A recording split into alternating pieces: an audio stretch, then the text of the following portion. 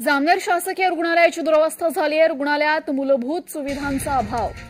जामनेर शासकीय रुग्णालयात अत्यंत दुरवस्था झाल्याचं चित्र बघायला मिळते। अस्वच्छता आहे, डॉक्टर नाहीयेत, सोनोग्राफी सेंटर बंद आहे, ऑर्थोपेडिक्स नाहीयेत। शासकीय रुग्णालयाची दुरवस्था झाली आहे।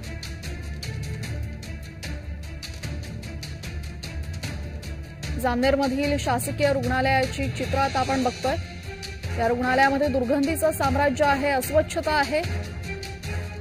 जामनेर शासकीय रुग्णालयाची ही दुरवस्था। रुग्णालयात मूलभूत सुविधाही रुग्णांना मिळत नाहीये।